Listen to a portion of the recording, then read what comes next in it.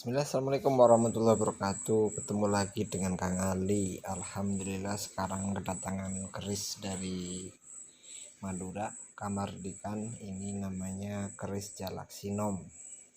Dan keris ini baru datang dalam keadaan karatan seperti ini.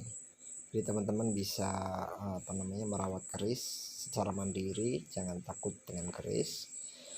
Yang pertama, caranya menghilangkan karatan ada dua. Pertama, karatannya itu bisa dibuang dengan cara merendam bila keris dengan air kelapa. Dengan air kelapa direndam minimal 1 hari atau bisa sampai 3 hari maksimal. Itu saja. Bisa juga dengan cara cepat, yaitu menggunakan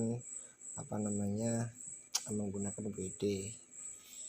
Kemudian setelah proses selanjutnya, sebelum diwarangi seperti ini, teman-teman bisa dengan cara membersihkannya dengan air jeruk. Jadi sebelum diwarangin seperti yang saya lakukan seperti ini, setelah dihilangkan karatannya dengan cara direndam dengan air kelapa, itu dibilas menggunakan air jeruk nipis secara merata agar pori-pori keris itu terbuka. Kemudian nanti karatan yang masih ada pun dia akan hilang dengan cara dioleskan air jeruk itu ke keris secara merata, kemudian didiamkan sampai kering. Setelah kering kemudian nanti akan dioleskan lagi, kemudian didiamkan lagi seperti itu minimal 7-10 kali. Setelah 7 dan 10 kali, maka yang kita lakukan adalah dengan cara mencucinya sampai bersih menggunakan air biasa. Setelah kemudian dicuci, baru nanti dimasukkan ke dalam larutan warangan seperti yang ada di video ini. Nah, setelah di video ini ditunjukkan bahwa dengan cara merendam keris itu di cairan warangan selama kalau saya biasanya 2 jam. Setelah direndam 2 jam, maka keris itu warangannya akan meresap dalam keris yang kita rendam itu. Setelah 2 jam berlalu, maka keris akan diangkat kemudian ditiriskan sampai menjelang kering.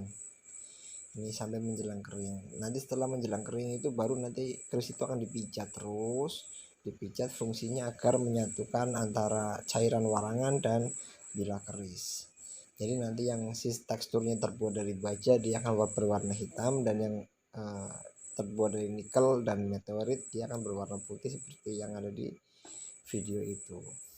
Terus kemudian dipijat terus sampai benar-benar cairan warangannya itu kering pada keris.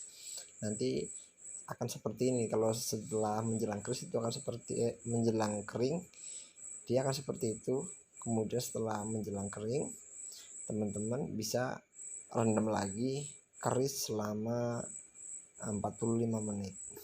Nah, di sini keris kembali direndam selama 45 menit. Nah, yang saya pegang ini adalah keris biasa dikenal sebagai lalor mangeng. Nah, ini keris yang cukup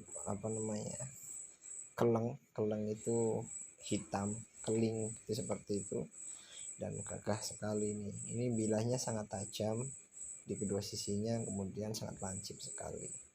Dahulu keris ini digunakan untuk eksekusi, dan beberapa orang keraton memegangnya untuk mempersenjatai diri menggunakan keris yang berwarna hitam seperti ini.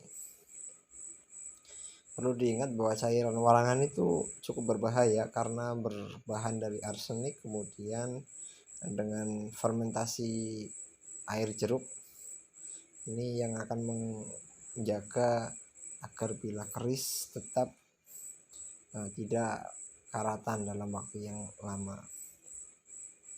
Terus dipijat terus sampai benar-benar keringnya jadi di tangan. Jadi proses pemijatan ini sangat penting sekali untuk di pembersihan keris. Dan kemudian selanjutnya setelah kita rendam selama 45 menit, rendaman kedua seperti biasa ditiriskan lagi kerisnya, kemudian nanti dibersihkan, dipijat lagi sampai benar-benar kering. Nah, nanti setelah benar-benar kering, setelah dipijat sampai kering benar-benar kering, baru nanti dibilas dengan air sambil dipijat, kemudian nanti dibiarkan lagi sampai kering. Kemudian nanti silakan ambil kulit dari jeruk nipis untuk membersihkan pamornya. Jadi pamor itu nanti dia akan warnanya putih seperti itu. Jadi bilah kerisnya nanti akan berwarna hitam, kemudian nanti pamornya dia akan bersih putih seperti itu. Nah, nanti setelah bersih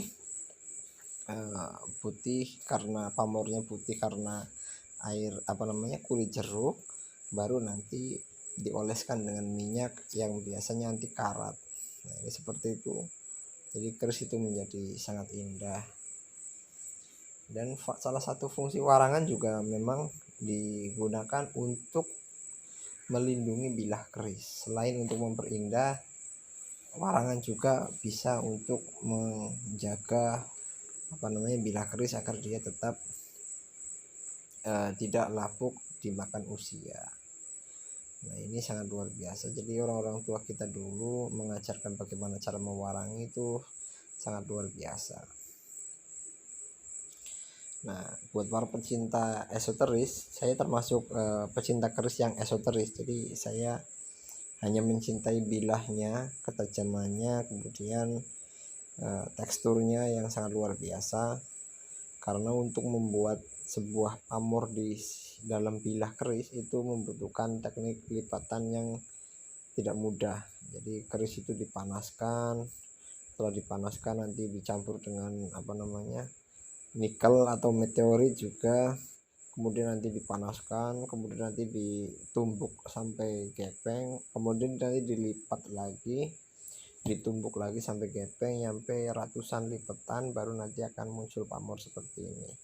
Dan ini adalah ketika keris sudah selesai untuk dibersihkan dan sangat cantik sekali, cocok untuk zaman sekarang tuh untuk hiasan, itu sangat bagus, itu sangat cantik sekali, Masya Allah. Mudah-mudahan video ini bermanfaat buat teman-teman yang punya pusaka. Jangan takut untuk merawat keris, karena keris adalah warisan budaya kita.